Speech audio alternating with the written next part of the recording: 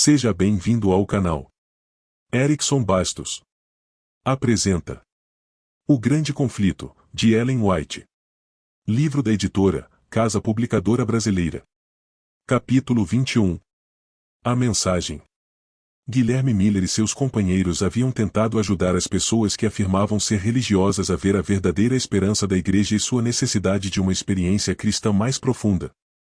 Também trabalhavam para ajudar os não conversos a enxergar a necessidade de arrependimento e conversão. Eles não fizeram nenhuma tentativa de converter as pessoas a uma seita. Trabalhavam em meio a todos os grupos e denominações. Miller disse: queria beneficiar a todos. Eu achava que todos os cristãos se alegrariam com a proximidade da vinda de Cristo e que aqueles que não conseguissem entender da mesma maneira que eu, não amariam menos os que aceitassem essa doutrina. Não imaginava que haveria necessidade de reuniões separadas. A maioria dos que se convertiam por causa de minhas pregações se uniam às diversas igrejas já existentes. Quando, porém, os líderes religiosos se decidiram contra a doutrina do Advento, negaram a seus membros o privilégio de ouvir as pregações sobre o segundo Advento ou até mesmo de falar sobre sua esperança na igreja. Os fiéis amavam suas igrejas. Mas, quando viram que seu direito de investigar as profecias estava sendo retirado, sentiram que sua lealdade a Deus não permitiria que se sujeitassem. Assim, sentiram-se justificados em se separar. No verão de 1844, cerca de 50.000 haviam deixado suas igrejas. Na maioria das igrejas, por anos, as pessoas se adequaram, de forma gradual, mas constante, a práticas cada vez mais mundanas e a um declínio na vida espiritual naquele ano. Porém, houve sinais de uma queda acentuada em quase todas as igrejas do país. Tanto a imprensa religiosa quanto a secular comentaram bastante sobre o fato. Barnes, autor de um comentário e pastor de uma das principais igrejas da Filadélfia, afirmou que, agora não há nenhum despertamento, nenhuma conversão, nem muito aparente crescimento em graça nos membros da igreja e ninguém aparece em seu escritório para conversar sobre a salvação. Há um aumento da mentalidade mundana. É do mesmo jeito em todas as denominações.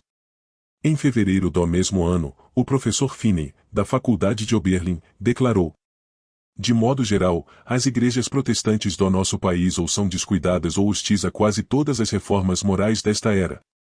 A apatia espiritual está em toda parte e é temivelmente profunda. A imprensa religiosa de todo o país dá testemunho disso. São muitos os membros da igreja que estão se tornando adoradores da moda, dando as mãos para os descrentes em festas de prazeres, danças, comemorações, etc. As igrejas em geral estão se tornando tristemente corruptas. Elas se afastaram muito do Senhor, e Ele se retirou delas. Rejeição da luz. A escuridão espiritual não acontece por causa de um afastamento arbitrário da divina graça de Deus, mas porque homens e mulheres rejeitam a luz. Pelo envolvimento com o mundo e esquecimento de Deus, o povo judeu ignorou o advento do Messias. Em sua descrença, rejeitou o Redentor. Mesmo assim, Deus não retirou da nação judaica as bênçãos da salvação. Mas aqueles que rejeitam a verdade fazem das trevas, luz, e da luz, trevas. Isaías, capítulo 5 verso 20. Depois de rejeitar o Evangelho, os judeus deram continuidade aos antigos ritos, mesmo admitindo que a presença de Deus não estava mais no meio deles. A profecia de Daniel apontava inegavelmente para o tempo da vinda do Messias e predisse com clareza sua morte. Por isso, os judeus passaram a desencorajar seu estudo e, por fim, os rabinos pronunciaram uma maldição sobre todo aquele que tentasse calcular o tempo. Nos séculos desde então, o povo de Israel tem permanecido em cegueira e rebelião, indiferente à graciosa oferta de salvação divina, negligenciando as bênçãos do Evangelho. Essa experiência nos dá uma solene e temível advertência de como é perigoso rejeitar a luz do céu. Todos aqueles que silenciam a convicção do dever porque ela interfere em seus desejos acabam por perder a capacidade de diferenciar entre a verdade e o erro. Separam-se de Deus. Quando as pessoas rejeitam a verdade divina, a igreja fica em trevas, a fé e o amor esfriam e começam os conflitos. Os membros das igrejas concentram seus interesses em iniciativas mundanas, e os pecadores se tornam mais endurecidos em sua rebelião. A primeira mensagem. A primeira mensagem angélica de Apocalipse, capítulo 14, tinha o propósito de separar de influências corruptoras aqueles que afirmavam ser o povo de Deus. Nessa mensagem, Deus enviou uma advertência à igreja que, se houvesse sido aceita, teria corrigido os males que a estavam separando dele. Se as pessoas tivessem aceitado a mensagem, humilhando o coração e se preparando para entrar em sua presença, o Espírito de Deus teria sido derramado. Mais uma vez, a igreja alcançaria a união, a fé e o amor que tinha na época dos apóstolos, quando uma era mente o coração dos fiéis, e quando o Senhor lhes acrescentava diariamente os que iam sendo salvos. Atos, capítulo 4 verso 32, e capítulo 2 verso 47. Se o povo de Deus tivesse aceitado a luz de sua palavra, teria alcançado a unidade que o apóstolo descreve. A unidade do Espírito pelo vínculo da paz. Segundo ele, há um só corpo e um só Espírito, assim como a esperança para a qual vocês foram chamados é uma só, há um só Senhor, uma só fé, um só batismo. Efésio, capítulo 4 versos 3 a 5. Aqueles que aceitaram a mensagem do Advento vinham de diferentes denominações, e todas as barreiras denominacionais caíram por terra. Credos conflitantes se esfacelaram. A mensagem corrigiu os falsos pontos de vista em relação ao segundo Advento. As pessoas consertaram os erros, e os corações se uniram em doce comunhão. O amor predominava. Essa doutrina teria feito o mesmo para todos, caso todos a tivessem aceitado. Em seu papel de sentinelas, os pastores deveriam ter sido os primeiros a reconhecer os indícios da volta de Jesus, mas falharam em aprender a verdade com base nos profetas ou nos sinais dos tempos. O amor a Deus e a fé em sua palavra haviam esfriado, e a doutrina do Advento só despertou sua descrença. Assim como nos tempos de Cristo, as pessoas rejeitaram o testemunho da palavra de Deus com a pergunta: por acaso alguém das autoridades ou dos fariseus creu nele? João, capítulo 7 verso 48. Muitos desencorajavam o estudo das profecias, alegando que os livros proféticos eram selados e não podiam ser compreendidos. Vários depositavam sua confiança nos pastores e se recusaram a ouvir. Alguns se convenceram da verdade, mas não ousaram anunciá-la por medo de serem expulsos da sinagoga. João, capítulo 9 verso 22. A mensagem que Deus enviou para provar a igreja revelou quantos haviam colocado suas afeições neste mundo em vez de amar a Cristo. A recusa em dar ouvidos ao primeiro anjo foi a causa da terrível condição de mundanismo, apostasia e morte espiritual que predominou nas igrejas em 1844. A segunda mensagem. Em Apocalipse, capítulo 14, um segundo anjo vem depois do primeiro, proclamando: Caiu a grande Babilônia que fez todas as nações beberem do vinho da fúria da sua prostituição. Apocalipse, capítulo 14 verso 8. O termo, Babilônia, vem de Babel, e significa confusão. Nas Escrituras, designa várias formas de religião falsa ou apóstata.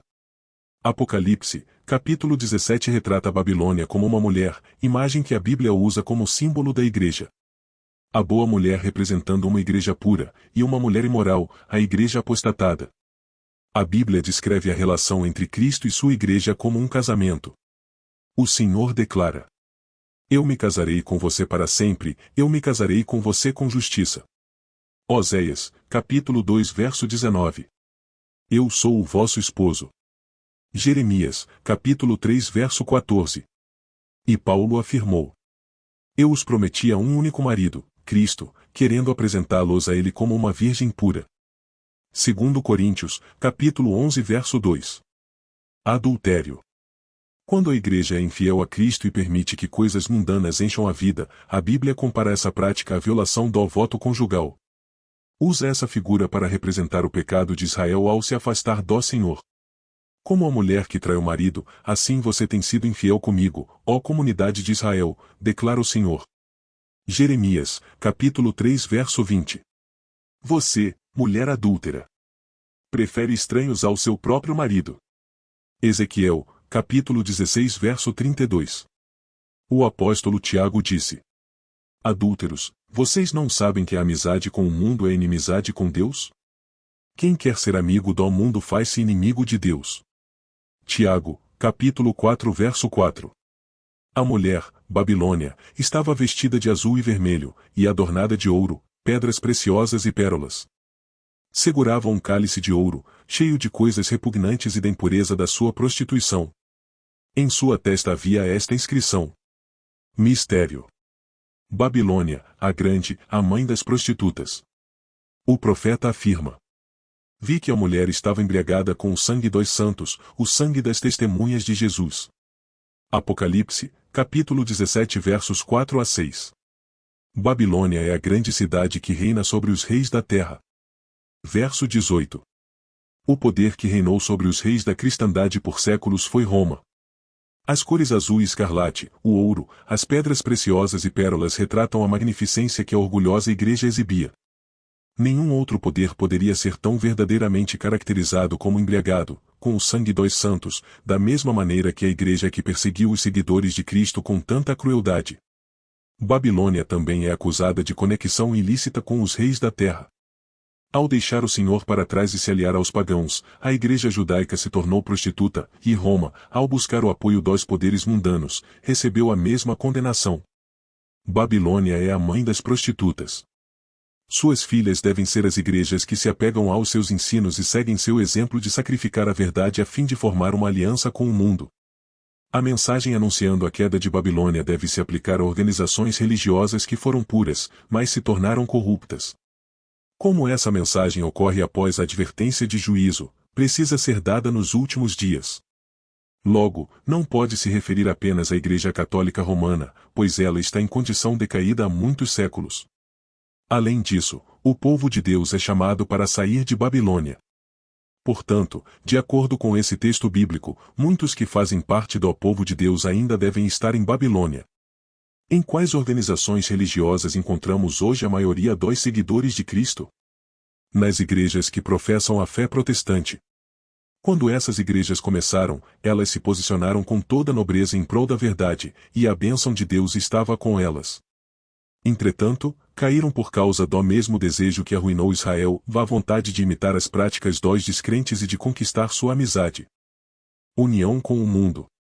Muitas igrejas protestantes seguiram o exemplo de Roma de se conectar com os reis da terra. As igrejas estatais fizeram isso por meio do relacionamento com os governos seculares e outras denominações o fizeram por meio da busca de aprovação do mundo. O termo Babilônia, confusão, é aplicado a esses grupos que afirmam extrair suas doutrinas da Bíblia, mas que, em vez disso, se dividem em grupos incontáveis com crenças conflitantes. Uma obra católica romana argumenta que, se a Igreja de Roma pode ser culpada de idolatria em relação aos santos, sua filha, a Igreja Anglicana, deve ser culpada do mesmo, pois tem 10 igrejas dedicadas a Maria para cada igreja dedicada a Cristo.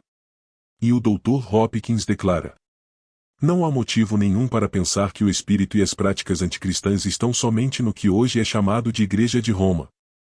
As igrejas protestantes têm muito do anticristo nelas e estão longe de estar completamente reformadas da corrupção e da maldade. Sobre a separação da igreja presbiteriana da igreja romana, o Dr. Guthrie escreveu: há 300 anos, nossas igrejas marcharam para fora das portas de Roma com a Bíblia aberta em seu estandarte e o lema: examinai as Escrituras, em seu rolo.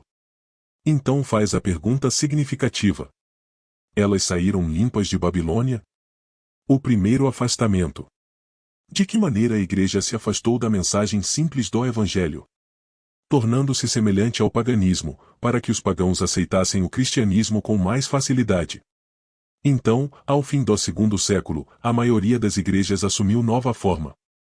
Quando os antigos discípulos desceram à sepultura, seus filhos, assim como os novos conversos, se levantaram e remodelaram a fé. Uma inundação pagã assolou a igreja, carregando seus costumes, suas práticas e seus ídolos para dentro dela. A religião cristã conquistou o favor e o apoio de governantes seculares. Milhares aceitaram a forma do cristianismo. Mas muitos permaneceram basicamente pagãos, adorando seus ídolos em segredo. O mesmo processo não se repetiu em quase todas as igrejas que se denominam protestantes? Assim que os fundadores, que tinham o verdadeiro espírito de reforma, faleceram, seus descendentes remodelaram a fé. Recusando-se cegamente a aceitar qualquer verdade além da que seus antepassados viram, os filhos dos reformadores deixaram seu exemplo de abnegação e afastamento do mundo. É triste notar o quanto as igrejas populares estão afastadas do padrão bíblico. Ao falar sobre dinheiro, John Wesley disse: não desperdice nenhuma parte de um talento tão precioso, em roupas desnecessárias ou caras ou em adornos inúteis. Não desperdice nenhuma parte dele em belas decorações para suas casas, em móveis desnecessários ou caros, em quadros dispendiosos, pinturas e enfeites. Enquanto vocês estiverem vestidos de púrpura e de linho finíssimo, e todos os dias se regalando esplendidamente, Lucas, capítulo 16 verso 19, sem dúvida muitos aplaudirão sua elegância e bom gosto, sua generosidade e hospitalidade. Mas fariam melhor em se contentar com a honra que vem de Deus. Governantes, políticos, advogados, médicos e comerciantes entram para a igreja a fim de promover seus interesses mundanos. As organizações religiosas, enriquecidas pelos recursos desses mundanos batizados, passam a buscar ainda mais a popularidade. Constroem templos esplêndidos e extravagantes. Pagam um salário elevado para um ministro talentoso entreter o povo. Seus sermões devem ser suaves e agradáveis para os ouvidos encantados pela moda. E assim ocultam pecados da moda sob uma aparência de piedade. Um escritor do Independent, de Nova York, falou o seguinte em relação ao metodismo. A linha de separação entre o espiritual e o mundano se apaga em uma espécie de sombra, e homens zelosos de ambas as partes estão trabalhando para acabar com todas as diferenças entre suas variedades de atos e divertimentos. Nessa onda de buscar prazeres, o sacrifício pessoal em prol de Cristo se perdeu quase que por completo. Se há necessidade de recursos agora, não se deve pedir a ninguém que doe. Nada disso. Façamos um festival, um espetáculo, um teatro, um jantar dos tempos antigos ou algo para comer, qualquer coisa que divirta as pessoas. Robert Atkins retratou o declínio espiritual na Inglaterra. Apostasia, apostasia, apostasia está gravado na frente de cada igreja. E se simplesmente eles soubessem e sentissem, poderia haver esperança. Mas não. Exclamam. Somos ricos, cheios de bens e nada nos falta. O grande pecado de Babilônia é que ela tem dado a beber a todas as nações do vinho da fúria da sua prostituição. Apocalipse, capítulo 18 verso 3. Esse vinho representa os falsos ensinos que ela aceitou em consequência de sua amizade com o mundo. Em retorno, exerce uma influência corruptora sobre o mundo ao ensinar doutrinas opostas às declarações simples da Bíblia. Se o mundo não estivesse tão embriagado com o vinho de Babilônia, um grande número de pessoas se convenceria e converteria pelas verdades claras da palavra de Deus. Mas a fé religiosa parece tão confusa e contraditória que as pessoas não sabem em que acreditar. O pecado da falta de arrependimento por parte do mundo jaz à porta da igreja. A segunda mensagem angélica não se cumpriu completamente em 1844. As igrejas vivenciaram, naquela ocasião, uma dissolução moral por recusar a luz da mensagem do Advento, mas a queda não foi completa. À medida que continuam a rejeitar as verdades especiais para este tempo, têm afundado cada vez mais. No entanto, ainda não se pode dizer: caiu a grande Babilônia, que fez todas as nações beberem do vinho da ira da sua prostituição. Apocalipse, capítulo 18 verso 3. As igrejas protestantes estão incluídas na denúncia solene do segundo anjo. Mas a obra da apostasia não chegou a seu auge. Antes da vinda do Senhor, Satanás trabalhará com todo o poder, com sinais e com maravilhas enganadoras, e aqueles que rejeitaram o amor à verdade que os poderia salvar serão deixados para aceitar o poder sedutor, a fim de que creiam na mentira, segundo Tessalonicenses, capítulo 2 versos 9 a 11. Somente quando a igreja se unir completamente ao mundo é que a queda de Babilônia será completa. A mudança é progressiva, e o cumprimento final de Apocalipse, capítulo 14 verso 8, ainda é futuro. A despeito das trevas espirituais nas igrejas que formam Babilônia, a maioria dos verdadeiros seguidores de Cristo ainda está nessas igrejas. Muitos nunca tiveram contato com as verdades especiais para este tempo. Vários anseiam por luz mais clara. Procuram a imagem de Cristo em suas igrejas, mas não a encontram. Apocalipse, capítulo 18 aponta para o momento em que Deus chamará seu povo que ainda está em Babilônia para se separar da comunhão com ela. Essa mensagem, a última que o mundo ouvirá, cumprirá sua obra. A luz da verdade brilhará sobre todos os que têm o coração aberto para recebê-la, e todos os filhos do Senhor em Babilônia obedecerão ao chamado. Saiam dela, vocês, povo meu. Apocalipse, capítulo 18 verso 4. Inscreva-se no canal. Deixe seu like. E ative o sininho para receber notificações de novos capítulos ou livros.